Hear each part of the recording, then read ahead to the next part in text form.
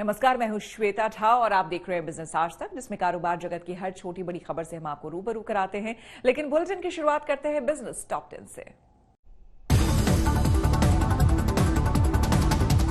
Corona की दूसरी लहर से आर्थिक तेजी पर नहीं लगेगा break. RBI governor Shaktikanta Das ने जताया अनुमान। लोकल लॉकडाउन से नहीं रुक पाएगी कोरोना की दूसरी लहर। एसबीआई की रिपोर्ट में दावा, अगले 100 दिन तक असर रहेगा जारी। कोरोना के असर से बाहर निकलने के बाद 51% कंपनियां नई नौकरी देने को तैयार। आईटी कंपनियों में कर्मचारियों को मिलेगा 15% तक इंक्रीमेंट। कंपनियों को बैलेंस शीट में क्रिप्टो करेंसी की होल्डिंग और ट्रांजैक्शन दिखाना होगा। अगले कारोबारी साल में सीएसआर पर खर्च और बेनामी संपत्तियों का भी देना होगा ब्यौरा। नेट बैंकिंग से डॉलर भेजना अब होगा मुमकिन। आरबीआई गवर्नर ने कहा, इनोवेशन के लिए प्रभावी नियमों की जरूरत। सेबी ने स्टार्टअप की लिस्टिंग के नियमों में दी ढील। प्री इश्यू कैपिटल के लिए होल्डिंग पीरियड को घटाया गया। अगले कारोबारी साल में आ सकता है गो एयर का आईपीओ। 2,500 करोड़ रुपए जुटाना चाहती है एयरलाइन। कोरोना के चलते पर्सनल लोन लेने वालों की तादाद में इजाफा। दिल्ली में स्वास्थ्य कारणों से 25% लोगों ने किया आवेदन। शाहपुर जी पारुल जी ग्रुप से कानूनी विवाद में टाटा ग्रुप को सुप्रीम कोर्ट से मिली जीत। सारस मिस्त्री को हटाने के फैसले को कोर्ट ने सही करार दिया। एक साल में देश को मिलेगा पहला electric highway. Delhi Mumbai highway पर होगी एक डेडिकेटेड इलेक्ट्रिक लेन। देश भर में होली पर 25,000 करोड़ का कारोबार होता है। इस बार कोरोना की दूसरी लहर में इस कारोबार को बड़ा नुकसान होने की आशंका है। देश की राजधानी के प्रमुख बाजारों में पिचकारी की बिक्री 75% तक लुढ़क गई है। होली के कार्यक्रमों पर बैन के चलते रंग, गुलाल और मिठाइयों की बिक्री भी पूरी तरह से घटने की आशंका है। होली को आने में अब चंद दिन ही बाकी रह गए हैं, लेकिन बाजारों में होली की बिक्री एकदम फीकी नजर आ रही है। ये लगातार दूसरा साल है जब होली पर कारोबार को बड़ा नुकसान होने वाला है। तमाम राज्यों ने जिस तरह से होली से जुड़े कार्यक्रमों पर रोक लगाई है, उससे सेंटीमेंट्स और बिक्री दोनों कमजोर पड़ गई है। कारोबारियों को डर सता रहा है कि पिछले साल की तरह इस साल भी कोरोना की वजह से उनकी होली बेरंग रहेगी। वो कोरोना के हिसाब से सब बंद रहा है, अभी धंधे पे उसकी असर पड़ेगी। छोटे वो व्यापारी क्या करेंगे? अभी माल ले लिया है तो अभी बेचने का कहाँ से? ऐसा थोड़ा प्रॉब्लम होता है ना, अभी धंधा नहीं होगा। इस बार कोरोना के हिसाब से तो थोड़ा फर्क पड़ गया है काफी, मतलब तो धंधा 30-40% काम हुआ है। छोटे व्यापारी भी अभी लेके रखा है, अभी लोगों ने थोड़ा सा लेके रखा है, अभी कर रहे हैं। अभी देखो अभी क्या हो रहा है, अभी 2-3 दिन पड़े है। बाकी इस टाइम पे तो बहुत मतलब मंदा चल रहा है। अभी लोगों में डर पैदा हो गया है, क्योंकि सामने वाला गरीब हमारे यहाँ क्या गरीब लोगों की गिराकी है। सामने वाला 2-5 हजार का ले जाएगा बेचारा, ठेले पे लगा के बेचेगा। कोई रोड पे, कोई हाट बाजार में।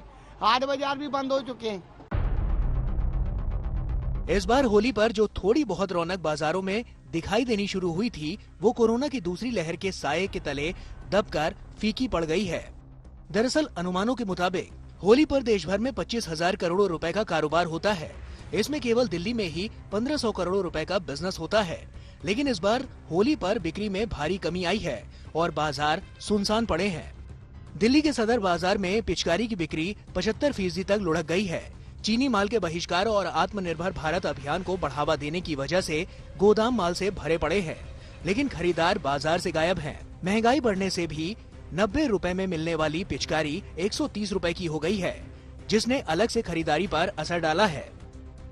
त्योहारों पर बाजारों में शॉपिंग करने वाली महिलाओं ने भी इस बार बाजार से दूरी बनाकर रखी है और महिला कारोबारियों ने भी अपने कर्मचारियों को कोरोना से बचने की सलाह पहले ही दी है। हर किसी को एहसास है कि इस बार कारोबार भी चलाना है और कोरोना से भी बचकर रहना है।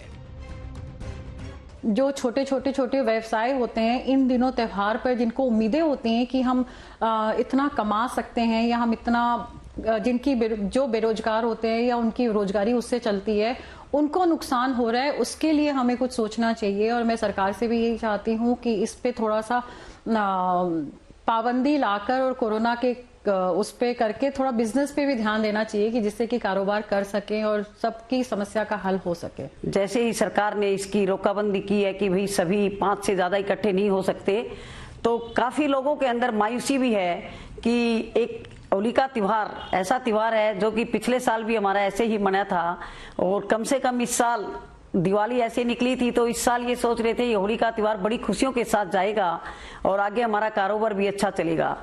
लेकिन इन चीजों को देखते हुए हमारे सभी व्यापारी भाइयों के ऊपर बहुत असर पड़ा है इसका।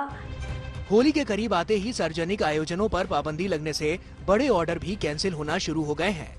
रंग गुलाल बेचने वालों का कहना है कि केवल सरकार की तरफ से लगाई गई पाबंदी की वजह से ही नहीं, बल्कि संक्रमण के बढ़ते खतरे की वजह से भी लोग इस बार होली मनाने में ज्यादा दिलचस्पी नहीं ले रहे। अब हम इन गाइडलाइंस का पालन करते हैं तो कारोबारियों का नुकसान होगा। पिछले साल मार्च में ही लॉकडाउन स्टार्ट हुआ तो तभी भी कारोबारियों का बहुत नुकसान हुआ, स्पेशली उन कारोबारियों का जो पूरे साल होली को ध्यान में रखकर अपनी तैयारियां करते हैं। इस साल फिर वैसा ही होगा, लेकिन जान है तो जहान है और उम्मीद पे दुनिया कायम है। इसलिए हमें लगता है हमें सेफ होली मनाने के लिए वही करना चाहिए जो हम घर पे रहकर कर सकते हैं, जिससे समाज सुरक्षित रहे और अगले साल की होली हम बहुत धूमधाम से मना पाएं। इस बैन से व्यापारियों की टेंशन कई गुना बढ़ गई है। होली के सामान का व्यापार करने वाले व्यापारियों के यहाँ स्टॉक का अंबार लगा हुआ है, लेकिन अब बिक्री में भारी गिरावट की आशंका के बीच स्टॉक निकाल पाना नामुमकिन हो गया है। आज तक ब्यूरो। इसी के साथ बिजनेस आज तक में मेरे साथ फिलहाल इतना ही।